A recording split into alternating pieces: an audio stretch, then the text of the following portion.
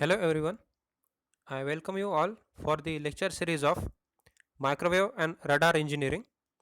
So in this session, we are going to cover the circular waveguides, okay, its cutoff frequency equation and its standard dimensions. Along with that, we will cover the planar transmission lines and its types also. So up till now, we have already covered the basics of waveguides, its transmission modes, that is TE, TM mode. Along with that, it differs with the planar transmission lines. Okay, so it was the one of the most important differentiation between waveguides and planar transmission lines, its constructional differences and its cutoff frequency differences. Also there are some important terms regarding with the waveguides, that is cutoff frequency, cutoff wavelength, guide wavelength, group velocity, phase velocity, etc. So you have to prepare all these terms. It is very important for the examination point of view. So today we are going to discuss the circular waveguides. In this last lecture we have covered the rectangular waveguides, its transmissions modes, okay, and some important definitions. So let's discuss these circular waveguides. So as the name indicates, of course the aperture of the waveguide will be circular, okay, or we can say opening of these waveguides are the circular structure, cross section is the circular. So let's discuss one by one.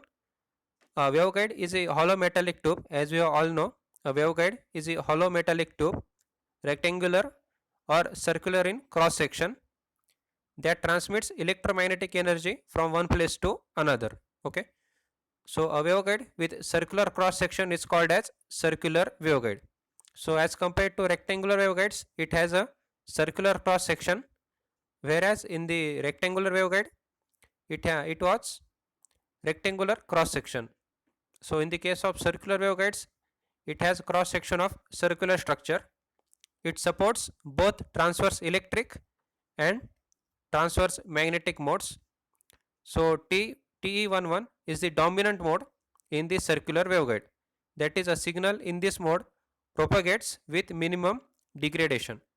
So there are very low losses in the case of circular waveguides as compared to rectangular waveguide, and TE11 is the dominant mode in the circular waveguide. Then a circular waveguide is easier to manufacture than rectangular waveguides and is relatively easy to install. It is usually used to connect a horn antenna with reflector in tracking radars and also for long distance waveguide transmission above 10 gigahertz. So most of circular waveguides are used in the radars application. Okay, it is basically fit in the horn antenna, okay, connected to the horn antenna, and the operating frequency is about 10 gigahertz. Okay, so it is very popular applications in the radars, radars reflectors, you can say radar reflectors. Then the cutoff frequency of circular waveguide is inversely proportional to radius, okay, the radius of cross section. So the formula is given, that is cutoff frequency formula is given, which is shown by fc, okay, which is given by 1.8412 into c, where c is speed of light. Okay, I think you should know what is the value of the speed of light, 3 into 10 to the power 8 meter per second, and divided by 2 pi r, where r is the radius of circular waveguide. So it is the one of the most important formula for the circular waveguide. The problem may ask in the examination to find out the cutoff frequency if you know the radius of circular waveguide. Only thing you have to know is the radius of circular waveguide. So on the radius you can determine the cutoff frequency of circular waveguide, because the value of c, that is the speed of light, you already know. So one can find out the cutoff frequency using this simple equation. Okay, so this is all the basics of the circular waveguides. What we have seen, it has a circular cross section. Okay, it supports TE, transverse electric and transverse magnetic modes. it does not support TEM mode because circular waveguide is only single conductor structure. Okay, there is only one conductor structure, therefore it supports only TE and TM modes. Also, it is easier to manufacture and easy to install as compared to rectangular waveguide. Its operating frequency is mostly above 10 gigahertz, and the one of the major application of the circular waveguide is in the radars, and it is connected with the horn antenna in the reflector. And its cutoff frequency equation is given, which is very simple: 1.8412 into c, where c is the speed of light, divided by 2 pi r, where r is the radius of circular waveguide. So ultimately cutoff frequency is inversely proportional to the radius of circular waveguide. Okay, so please remember, these are the basic points regarding with the circular waveguides and its formula.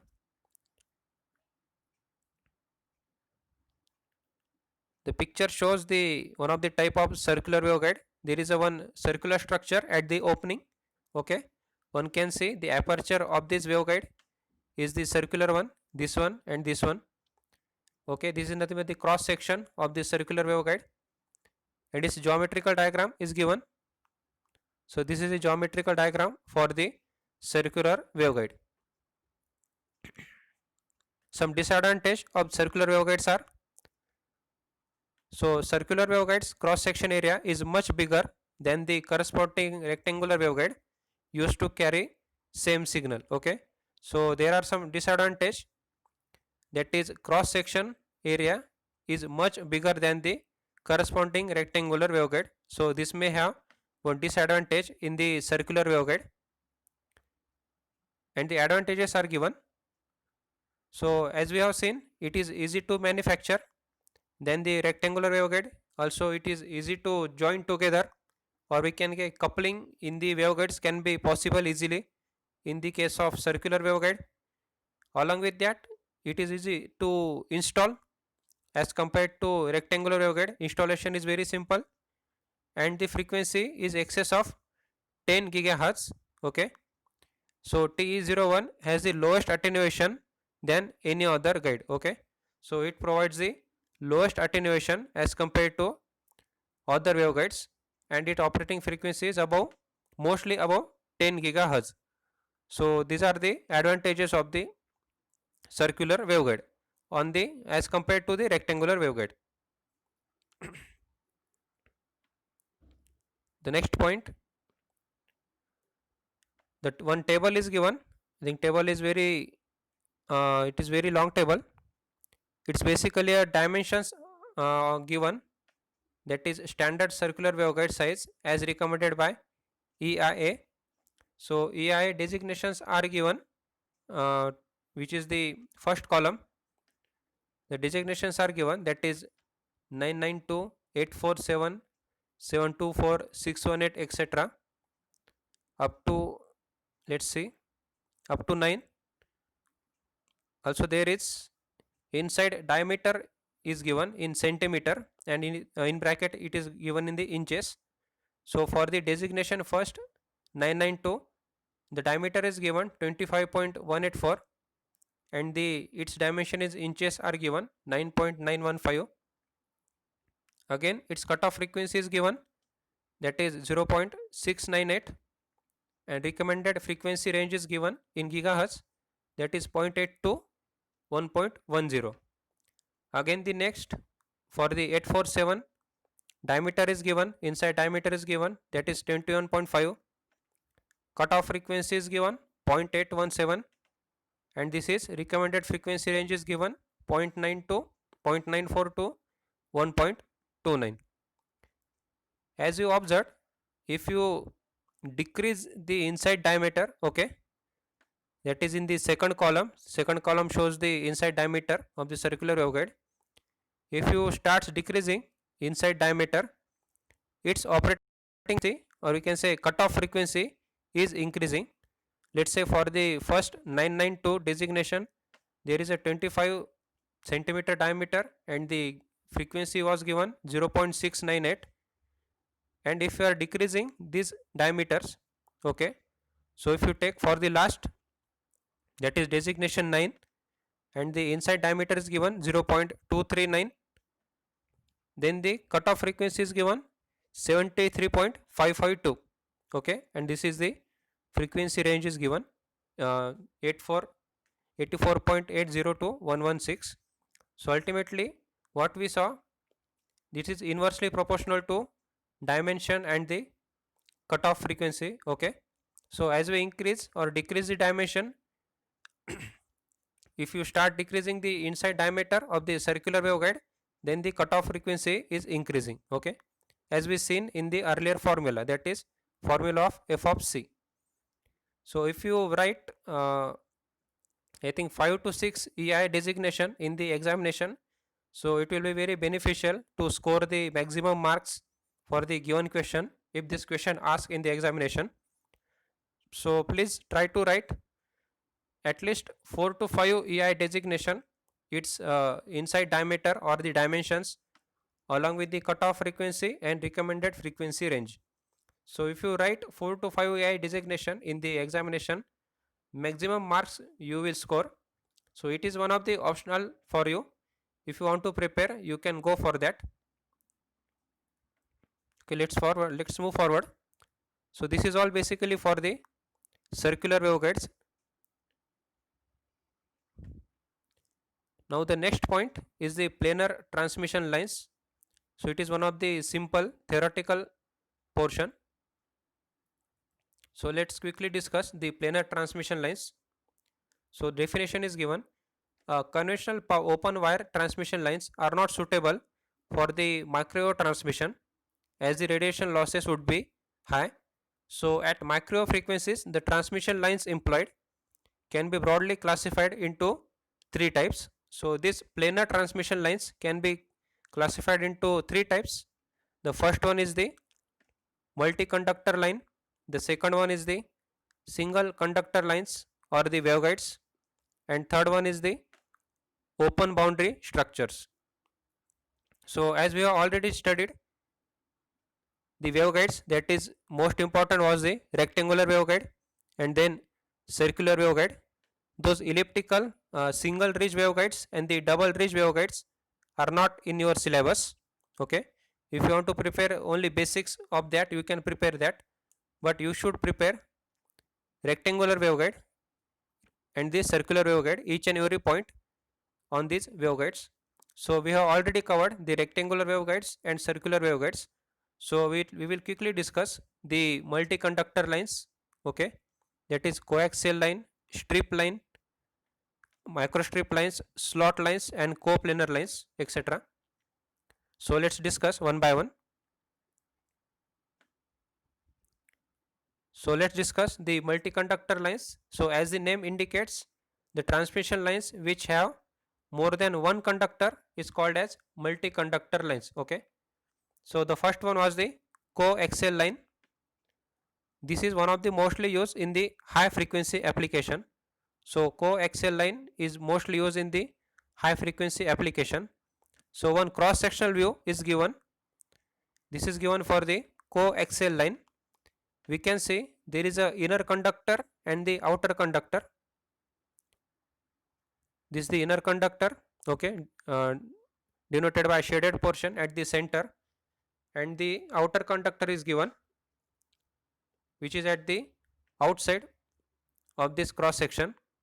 So a coaxial line consists of inner conductor with inner diameter small d. Okay, so small d is the diameter of inner conductor, and then concentric cylinder insulating material around it.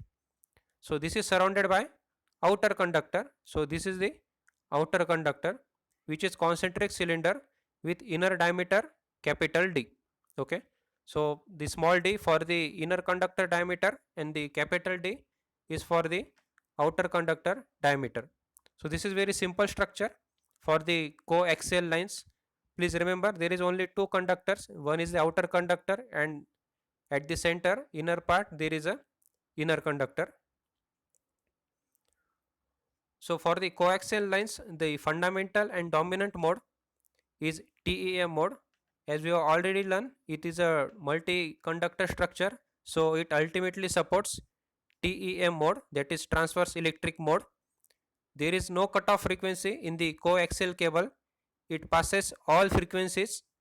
So however, for higher frequencies, some higher order non-TM modes start propagating, causing a lot of attenuation. So there may be a attenuation may possible, it's happening in these coaxial lines, but it passes all the frequencies. Okay, it can pass all the frequencies, and there will be no cutoff frequency for the coaxial lines.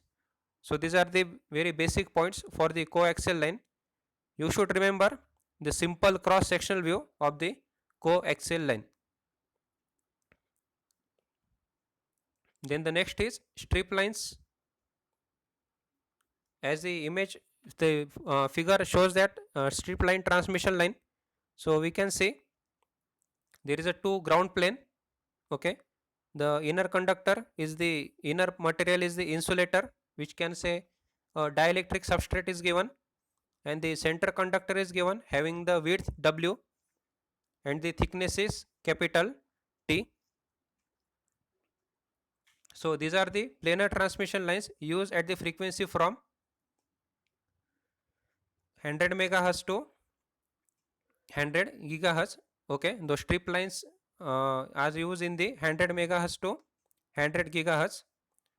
Strip lines consist of central thin conducting strip with width W, okay, which is given by center conductor, which is shown by width W in this figure, and the thickness is given by small t. So it is placed inside the low loss dielectric substrate. Okay, these are the dielectric substrate which is shown by this insulator. The thickness of B by 2 between the two wide ground plates. So these are the ground plates at the outside of the strip line. The width of ground plates is 5 times greater than spacing between the plates. So the thickness of metallic central conductor and the thickness of metallic ground planes are the same. So this figure shows the basic strip line structure. Okay, this is very simple one. Two ground planes are given. Inside that there is a insulator material, that is dielectric, and the center conductor is shown having the width W and the thickness is given by small t.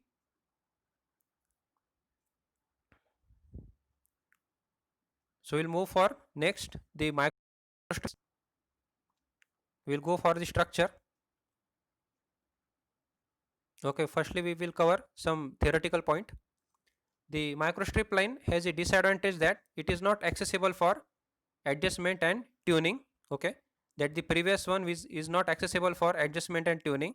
So this can be avoided in the microstrip lines. Okay, so there are some disadvantage, or we can say limitation, in the strip line transmission. So this can be overcome in the microstrip lines. So it allows mounting of active and passive devices. Okay, it allows mounting of active and passive devices, and also allows making minor adjustment after circuit has been fabricated. So we can adjust some of certificate after the final fabrication. Then microstrip line is a asymmetrical parallel plate transmission line having dielectric substrate which has a metallized ground on the bottom and thin conducting strip on the top with the thickness T and the width is W. So this can be understood by taking consideration of this picture. So this is very simple one. Microstrip line is given. The conducting strip is mounted on the dielectric substrate. So the width of this conducting strip is W and the thickness is small t. Okay, this is the dielectric substrate, and at the ground there is a ground plate is given. So this is very simple structure for the microstrip line. One of the basic advantages is that it can adjust the tuning. Okay, or we can adjust the impedance matching is provided by using this microstrip lines. So these are the some advantages over the normal strip lines.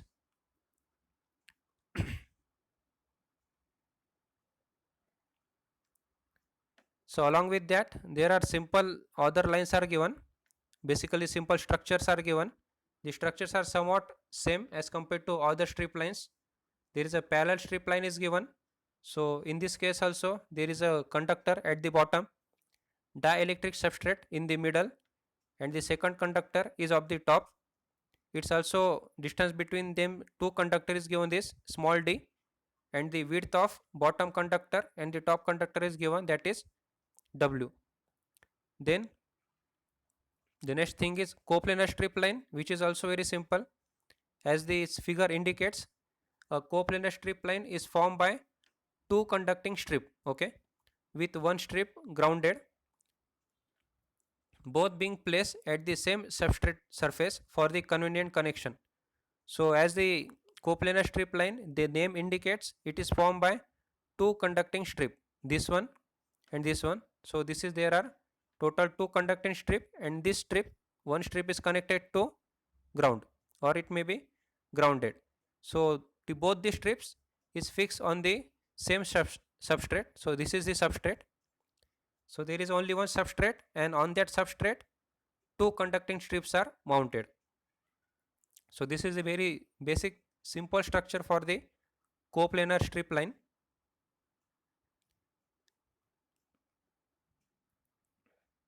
The next is slot line transmission line. So as we can see, the name indicates it consists of slot or a gap.